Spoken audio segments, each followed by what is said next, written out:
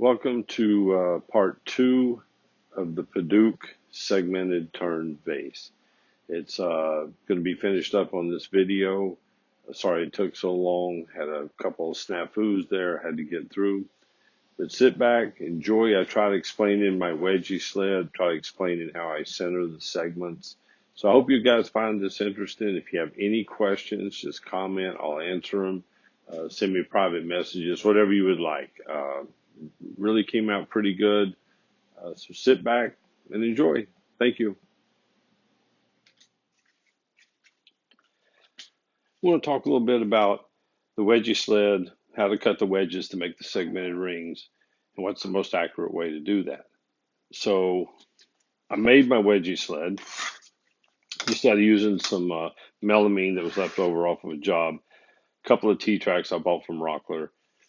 Put them in. I cut my two fences here ready to go. Just put slots in them on the CNC machine, and then they're adjustable and you can put them any way you want. So the whole thing about the segmented turning is it's all about the angle. So for the one I'm doing today that we're filming, use the 45-degree wedge, which gives you a 22.5-degree cut. So that'll yield 8 segments.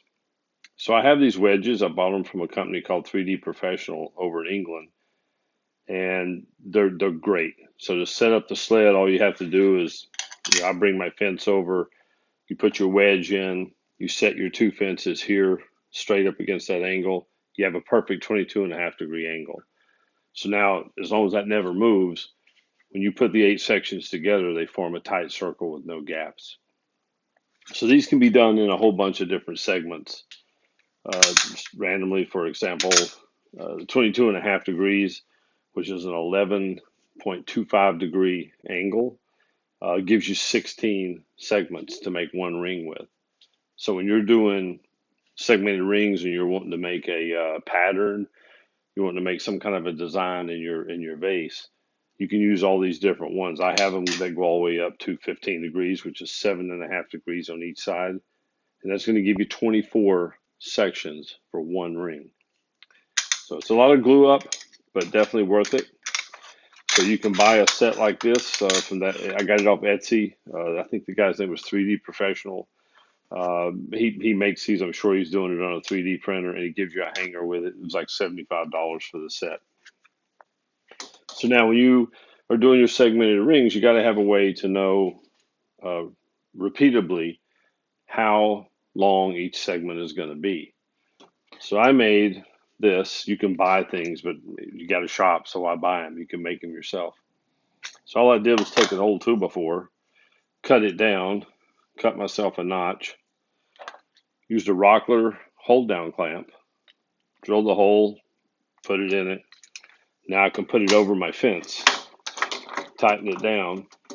And now when I want to know how long a segment is, I've already cut the 22.5 degrees, but when I want to know how long that segment is, you just run the tip of that up against it. And now as you cut each segment, it's repeatable.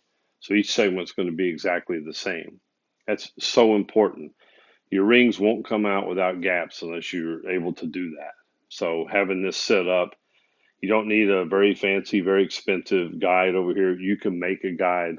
I like this because using my fence, I'm able to look at the tape measure. Like right now I'm at 9.25.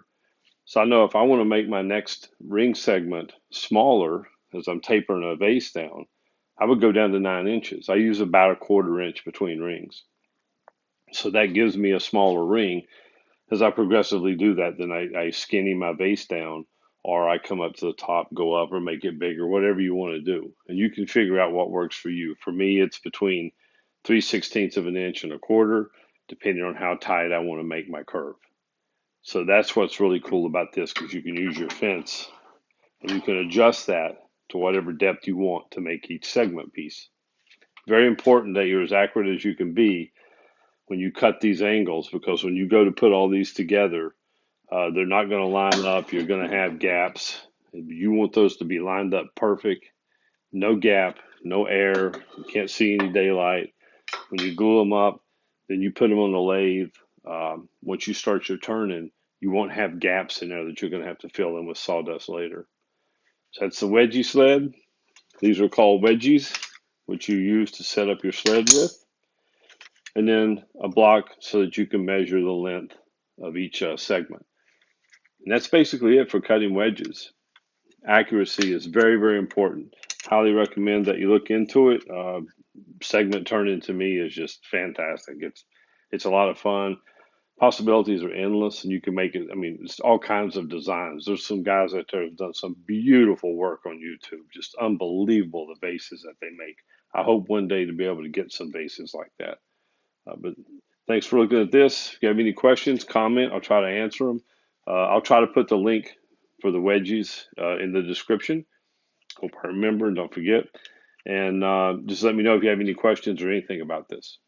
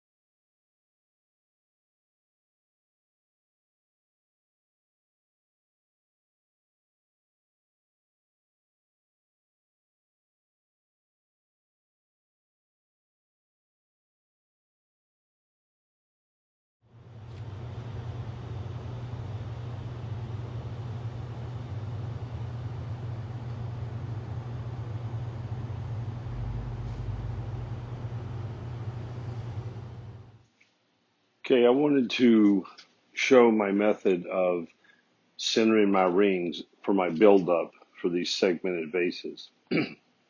That's the hardest thing, is to be able to get the rings centered. If they're off center, then what happens is you may have an inch and a half on this side section, but if it's off center, by the time you turn it and you get over here, this might only be an inch and a quarter or an inch and an eighth, which might not really make a lot of difference to some people, but it really, if you start looking at a vase, you'll see that there's different size sections on both sides. So centering the rings is very important. Getting them flat, centered, running them through the drum sander, having a nice flat thing, and then cutting your base, having that mounted and ready to go. So I want to demonstrate how I center my rings. I use a Supernova 2 cold jaws chuck, and then to be able to put it on this side, I bought another chuck, which I'll show in a second, to allow it to mount that way to push the rings up. So all I do is I take my ring that I want to mount, put it in my cold jaws, tighten it up. As you can see, the cold jaws are self-centering. So they're going to center the ring perfectly. Once you have it centered, it's just a matter of bringing it over to the piece that you want to go onto, pushing it up onto it, lock your tailstock, tighten it up, and once you have the glue on there, everything will be nice and tight. You'll see there's no gap, and then you have a perfectly centered ring. So as that turns, it's perfectly centered, and you're not going to have a problem with an out of balance vase. Plus, when you turn it, all of your sections and your rings will all end up being the same size, which will make it look a lot better when you look around the edge of the base. I'd like to take a second and show you my setup for my cold jaws and my Supernova 2. I like to have it mounted on the tailstock so that when I push my rings up, I can center my rings, as I showed you just a second ago. But to be able to do that, you need a spindle over here to be able to put the tailstock or the cold jaws onto. So I bought this, and it spins, so it's a free spinning spindle. And you can take and mount your cold jaws chuck to this, which has a Mars 2 taper, and that's going to allow you to put it in here. When you buy your Supernova 2, you have to buy an insert that matches your lathe, because it comes with this giant inch and a quarter for huge big lathes. So you buy an insert to match yours. My lathe uses a 1 inch by 8 teeth per inch spindle. So you just buy the adapter that goes from the 1 inch up to the 1 1/4 inch, which mounts right into the back of your Supernova chuck. And all you have to do is just, now you can spin that on here.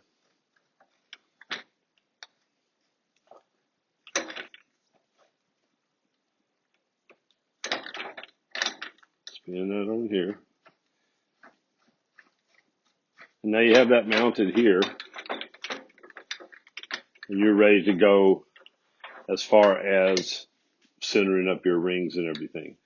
Plus, if you had to, you could also use it for other things. You can use it to hold the rings. I use it to push them on and glue them on. To make the recess on the back of the base piece, I use my cold jaws over here to be able to, once I round it out, to be able to put it in, make a recess for the chuck. So that's how to use the cold jaws. That's how to set it up. And then you can make your rings, and all your rings on your vase, as you put your segments together, they'll progressively all be centered. And it does take some time. You have to glue one up. You got to wait about 20 to 25 minutes for the glue to set enough. Then you can put on your next section. So it's a little bit of a time consuming process, but the accuracy far outweighs the loss of time. As you can see, I've got my rings cut. I've got my base and my first ring glued onto it. So now we're ready, to start putting these rings on here, pop them on the cold jaws, and start centering it. Once they're all on there, which will take a while, I'll do it in stages for the video. But then you'll be able to see how well centered everything is. When you spin the base, it's pretty well balanced.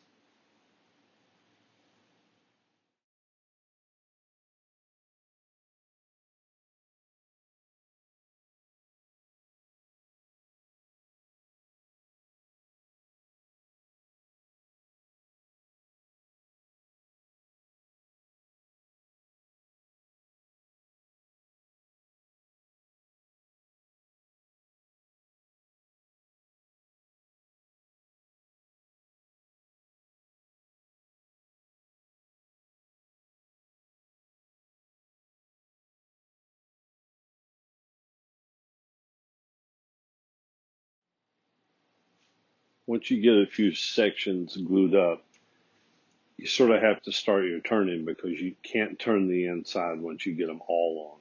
So I glue up 4 or 5 sections. I'm going to turn a little bit of the outside to sort of start shaping the bottom, and then I'll come around to the front and I'll shape the inside all the way up to where I'm glued up. That way, as I go on with more sections, it's a lot easier to clean up the inside. Better to do it now than to try to do it later with a long reach. And if you'll notice, when I turn the lathe on, we're running at about 580 RPM. But look how smooth the base turns. By using the method with the cold jaws to glue up the sections, really makes it just so much easier, because now you already have a nice balanced base already without even doing anything. So it's going to make it a lot easier to turn. Okay, we'll do a little turning, and then we will start adding more sections.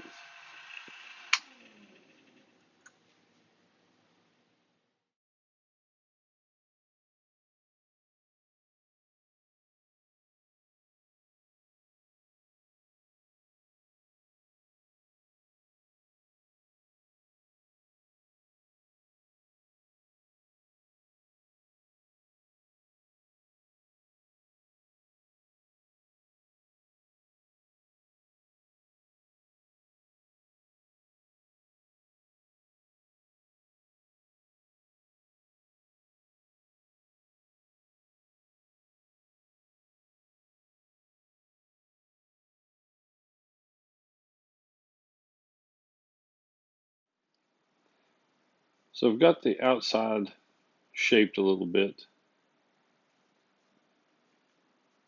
from what we've got glued up so far. And we've got the inside sort of shaped and rounded, smoothed out, because you can't get to that after you add more sections. Let's talk about mistakes. I think it's important when you make a mistake to let everybody know and show what happened.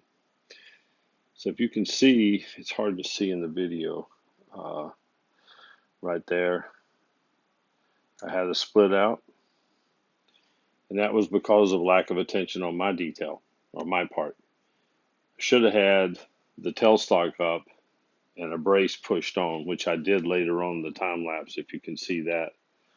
And what I do is, I should have had my 2x4 here. I have a little brace, and then I push the tailstock up. That keeps it stable while you're trying to turn the outside. When you have all these segments, they're so rough that what happens is your gouge can catch, and then when it catches, the bowl goes flying. I thought my whole project was just destroyed. I got super, super lucky that the bowl didn't get damaged. So think about what you're doing, take your safety precautions, and try not to skip steps. I got in a little bit of a hurry there. I got a little excited about seeing how the bowl was going to look, and almost paid a dear price for that. So just take your time. Your results will be a lot better. So here we go, gluing up more sections to keep on turning.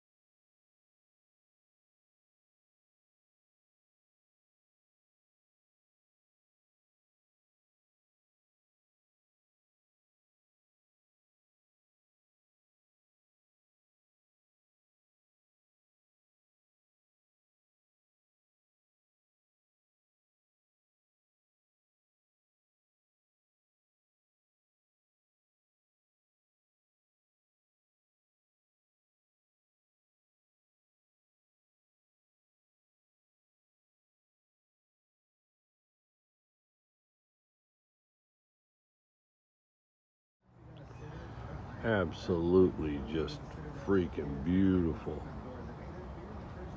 Florida morning. Nice day to have the shop door open. Do a little turning.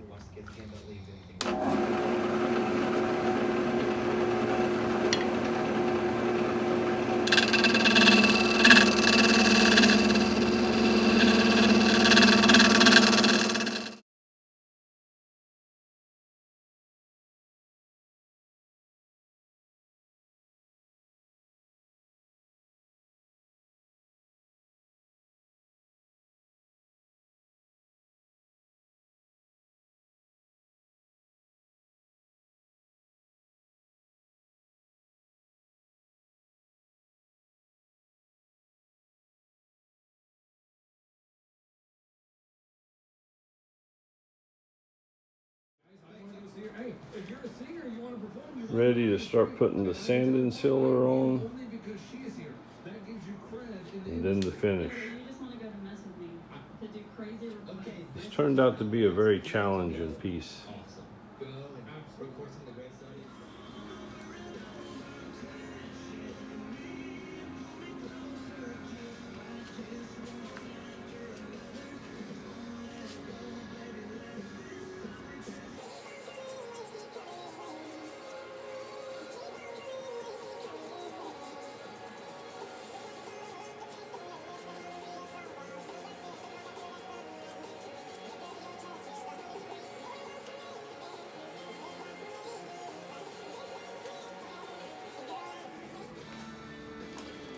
Time for sanding. I've got the sanding sealer on. I'm going to start with 180, work my way up to 2000 just to get a nice smooth finish.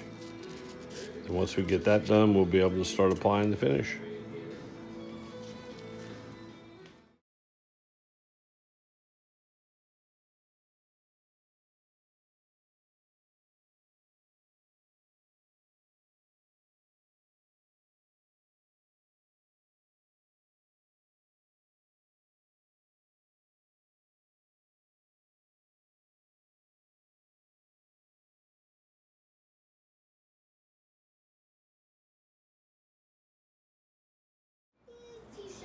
resources for school on Amazon.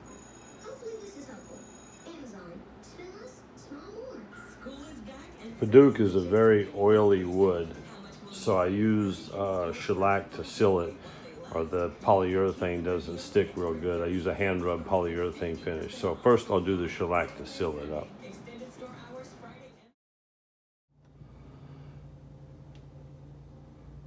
Going to be using multiple coats of wipe on poly clear gloss from Memwax. Gives a great hard durable finish, makes it easy to clean later on for people if they get a little dusty or dirty. It's a great finish.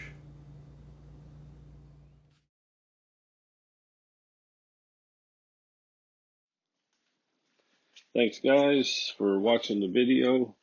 I think the vase came out really good. Trying to hold it sort of show the scale of how big it actually is. Came out good. Turned okay. Had a couple of accidents, a couple of mistakes that I made that I need to watch out for better next time.